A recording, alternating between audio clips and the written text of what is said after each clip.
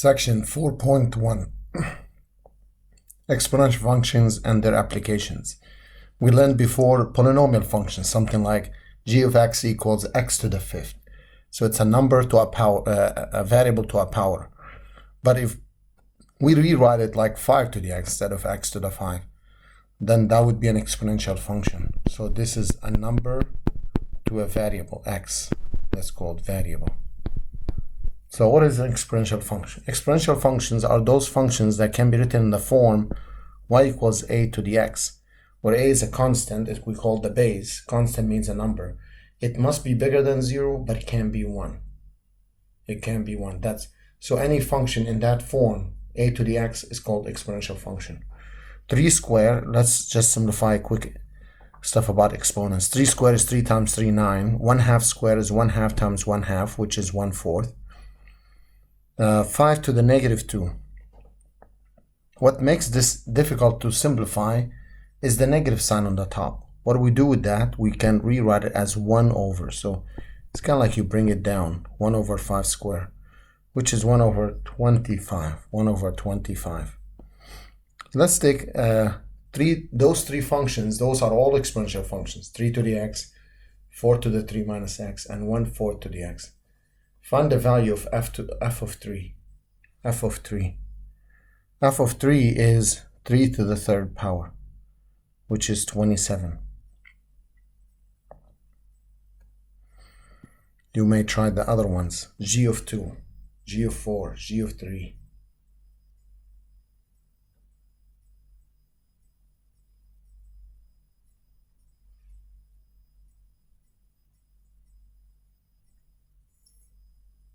g of 2 is, you replace the x with 2, so you get 4 to the 3 minus 2, 4 to the first power, which is 4. And the next one, g of 4, is 4 to the 3 minus 4, which is 4 to the negative 1, that's 1/4. And the last one is 4 to the 3 minus 3, 4 to the 0. Any number to the 0 power is 1, except 0 itself. How about h of negative 2? So you're going to go back to the function h of x and replace x with negative 2. Now, to simplify something like this, the first thing, I want to get rid of the highlighted negative sign. And to do so, in a fraction case, we can flip the fraction 1/4, make it 4 to the first power. And that would give me 16. How do we graph exponential functions? So that was an easy computational part to help us with the later stuff. So how do you graph 2 to the x? Usually we take what makes this 0 is 0. So I take that value and put it in the middle of the table. Then I choose 2 values higher, 2 values lower. So when you do 2 to the 0 is 1. 2 to the 1 is 2. 2 to the square is 4. If you put negative 1, 2 to the negative 1 is 1/2. 2 to the negative 2 is 1/4. So I have these points. Negative 2, 1/4. Negative 1, 1/2. 0, 1. 1, 2, and 2, 4. I plotted them on the graph and I connected them. That line, the x-axis, has equation y equals 0. That's called horizontal asymptote. Horizontal asymptote. So the graph will approach it, but it's not going to cross it or touch it. This point 0, 1, this is called the y-intercept. There's no x-intercept. There's no x-intercept. Also, we can look at this line, as I said, y equals 0 is a horizontal asymptote. We can look at the end behavior. Notice as x went to the right side, x goes to positive infinity. The y goes up to positive infinity.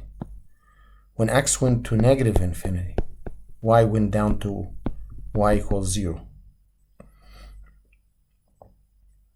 Domain of this function is all real numbers. Range above 0. So y bigger than 0, or 0 to infinity. Now, another thing to know about this function, it passes the horizontal line test. So if you draw a horizontal line anywhere, it crosses the graph at exactly 1 point. So then we call it one-to-one function. It's a one-to-one function. It's increasing over its domain, means it goes from left all the way up. It doesn't go down at all. It's called increasing. Exponential functions, when you look at their equation, you can tell if they are increasing or decreasing. So we know it takes this form a to the x. If a bigger than 1, then it's increasing function. If it's between 0 and 1, usually 0 and 1, then it's decreasing. It's a decreasing function. So we are going to use the graph we just sketched to graph other functions, something like y equals negative 2 to the x, using transformations. So how is this the graph? How is this function related to the y equals 2 to the x?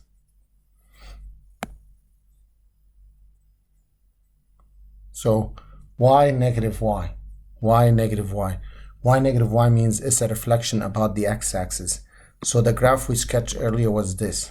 When you want to reflect it about the x-axis, it would go this way. So this would give me negative 2 to the x graph. It's only a reflection about the x-axis. So the x-axis is the mirror.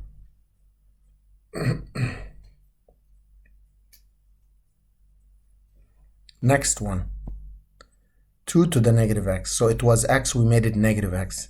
That's a reflection about the y-axis. So the original one was this. That's how it reflected about the y-axis. So reflect the graph y equals 2 to the x about the y-axis. And that's what we get. Now this is a decreasing function. So y equals 2 to negative x is decreasing.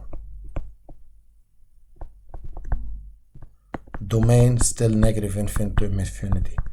Y equals 0 still horizontal asymptote. 0, 1 still the y-intercept.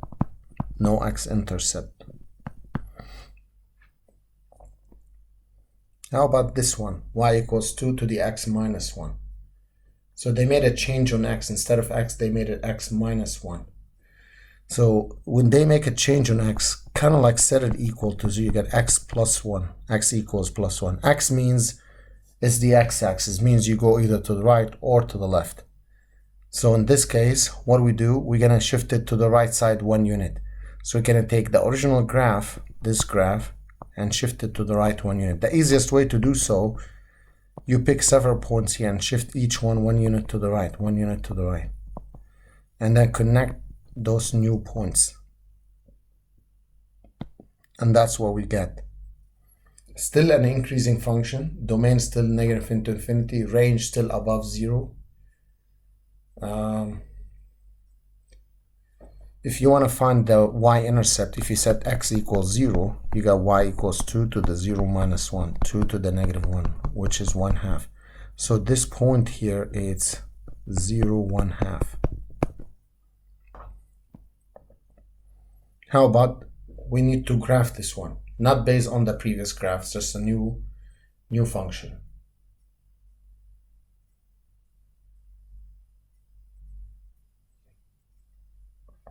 To do so, we create a table of values.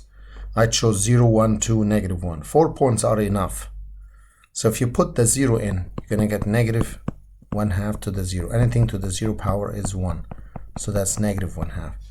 If you put negative 1/2 in, 3 to the negative 1, that's negative 1/6.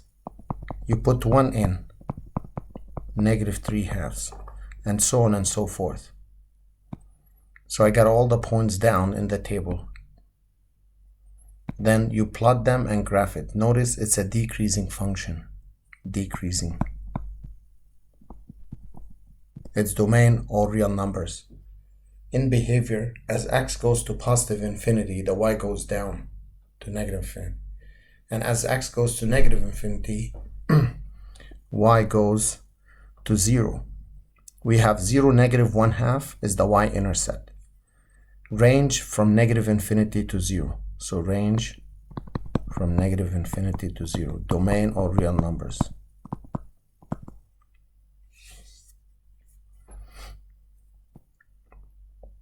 Describe the transformation using the graph of y equals 5 to the x for these. They don't want us to graph it, just describe what you need to do to use the graph of y equals 5 to the x to graph 1 and 2. For the first one, again, there's a change on x. If you set that equals 0, you get x equals negative 2. So x, negative 2 means to the left. 2 units to the left. So you shift the graph of 5 to the x 2 units to the left. For number 2, there's a negative in the y. So negative in the y is a reflection about the x-axis. Reflection about the x-axis. How about number 3? Didn't make a change on x, but they subtracted 3. So if you cover 5 to the x in number 3, you get y equals negative 3. So y has to do with either up or down. Y is either up or down. So because it's y equals negative 3, it's a translation 3 units down. So we shift the graph of y equals 5 to the x 3 units down.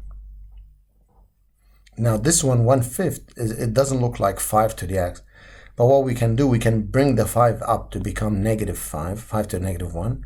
So it's 5 to the negative x. So x became negative x. It's a reflection about the y-axis. Reflection about the y-axis. And I wrote a note here, if you have a number like 1/5 or 1/7 or 1/9, you can bring it up as 7 to the negative 1. Another example, 3 minus 5 to the x. 3 minus 5 to the x. First thing, we take care of the negative sign. The negative sign on the y means a reflection about the x-axis. And the 3 here, it's a plus 3, shifting up 3 units. So reflection over the x-axis, 3 units up. Reflection, 3 units up. Now, recall y equals a to the x. We said this is an exponential function where a is bigger than 0, but it can be 1. If we are given here more graphs, more functions to graph, so all you have to do is just pick 4 to 5 values of x, substitute them, obtain their corresponding y values. Then you'll be getting these points, -2, 9, -1, 3, 0, 1, 1, 1/3, 2, 1, 9s. Plot them on the graph, and that gives you exactly the graph, which is a decreasing function. Y equals 0 horizontal asymptote. 0, 1 is the y-intercept. Domain all real numbers, range y bigger than 0, or 0 to infinity. It's a decreasing function. As in behavior, as x approaches infinity, the graph is approaching y equals 0. As x approaching negative infinity, the graph goes up. Next, how do you find the limit of 3 to a negative x as x goes to infinity? So that's the same as doing the end behavior. So 3 to a negative x, that's the function we just graphed. So what happened as x goes to infinity? The graph is approaching y equals 0. And that's what I wrote here. The same function, as x goes to negative infinity, the graph goes to positive infinity. That's what I wrote here. These are the end behaviors. So another example, let's look at this graph. I don't know what the equation of this graph is, but they just give me a graph. Notice y equals 2 here is a horizontal asymptote. So they're asking us to find the limit as x approaches infinity and the limit as x approaches negative infinity.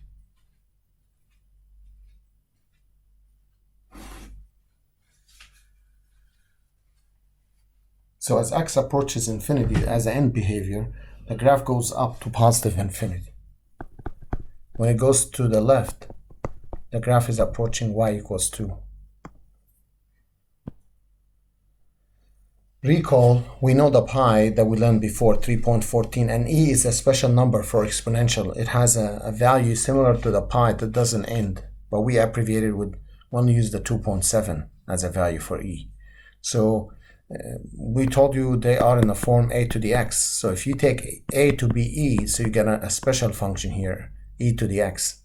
So it's kind of like you're taking 2 to the x or 2.7 to the x and try to graph it. So again, you pick values, as I did on the left side. I chose 3 values, 0, 1, and -1. E to the 0 is 1. So 0, 1 is one of the points. -1 and 1 over e is another point. 1 and e is another point. So e is 2.7 again. So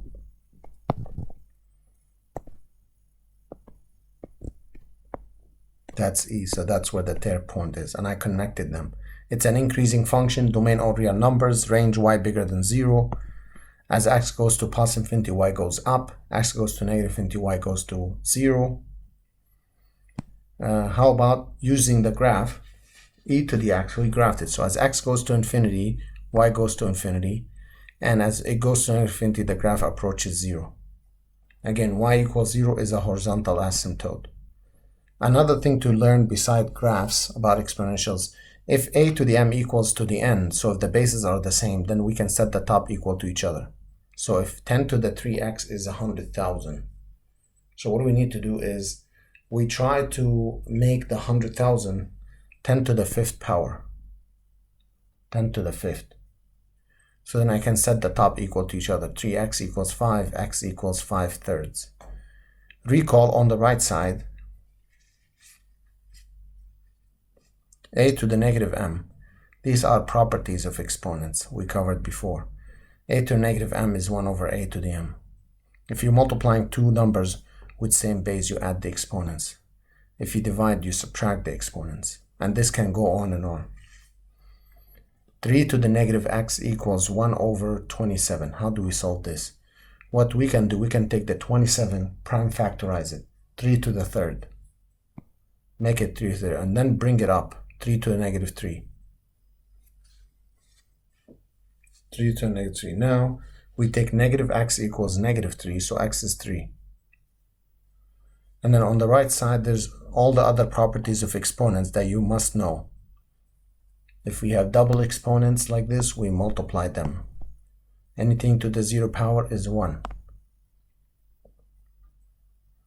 Another equation, solve 1/5 to the x is 125. So what do we do with the large numbers? We prime factorize them. So 125, you write it as 5 to the 3rd power. And then you bring this up, becomes 5 to the negative x. Now we have double exponents. We multiply negative 1 by x, negative x. So now watch, the bases match. We can set the top equal to each other. Negative x equals 3, so x equals negative 3. That would be the answer. Next one, which looks way more difficult than the previous one.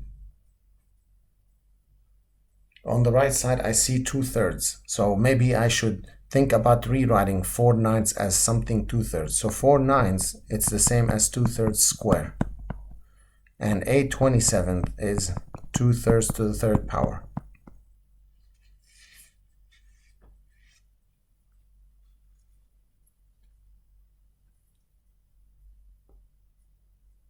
Now, the first one, I'm going to rewrite it like this, 2/3 square all to the x, and 2/3 cubed to the 1 minus x, and keep the right-hand side the same.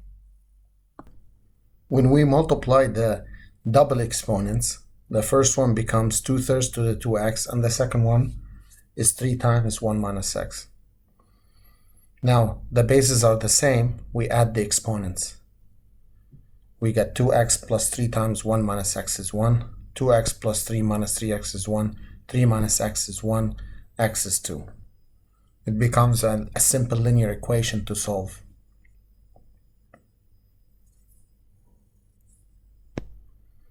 Next one. This one is more tricky. So there are several ways to solve the problem. It's having that addition sign, it makes it more difficult, the underlined addition. So one thing I want to do is try to get the x's, the 4 to the x and 2 to the 2x, to match in a way or another. And how can that be done? Well, we can rewrite 2 to the 2x as 2 squared to the x, like double exponent. Why did we do that? Because now 2 squared is 4. So I have 2 copies of 4 to the x on the left side and 1 copy 4 to the x on the right side that I can subtract. So that will give me 1 more copy on the left side, equals 64. And then the 64, we can prime factorize it, 8, 8, 2, 4, 2, 4. So that's 1, 4 here, 1, 4 here, and these two 2's become 1, 4, so 4 to the 3rd power. So that means x equals 3. As an application to exponential functions, we call compound interest. So if you have a equals p times 1 plus r over n to the nt, p is called the principal. like the amount you deposit into your account, for example, or you would like to invest. R is the rate, T is the time in years. So if N is how many times per year, so if they say semi-annually means N is 2, monthly N is 12. A is the future value after T years. So if we look at this example, find the amount when 8,000 is invested at 2.2% compounded monthly for 8 years. Compounded monthly for 8 years. So what do we do here? I write down the formula. The 8,000, that's the principal. For 8 years, T is 8 years. It says compounded monthly, means N is 12. And the rate is 2.2%. So we substitute all the values in. Now the 2.2%, if you divide on the calculator, like 2.2 divided by 100, that will give you 0.022. And 12 times 8 on the top is 96. Now you key in the first thing in the calculator, the circled one, the fraction one. And then whatever answer you get, you add 1 to it. And then you get 1.00183. Then you put that in the calculator. You put 1.00183 raised to 96.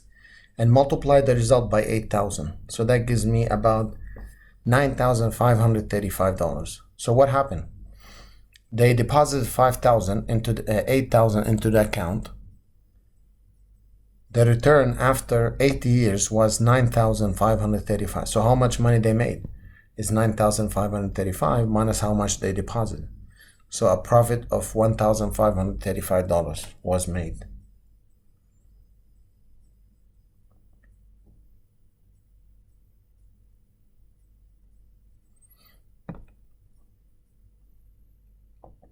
Another example, if they talk about compounding continuously, we use the formula P times e to the RT.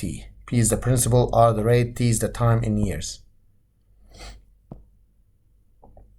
So find the amount when principal of 12,000 is invested at a 4% annual rate compounding continuously for 5 years. So P is 12,000. R is 4%. R is 4%. Compounded continuously for 5 years. T is 5. So we're going to substitute that in. 12,000 times e to the 0.04 times 5. So that gives me 14,656 and 83 cents.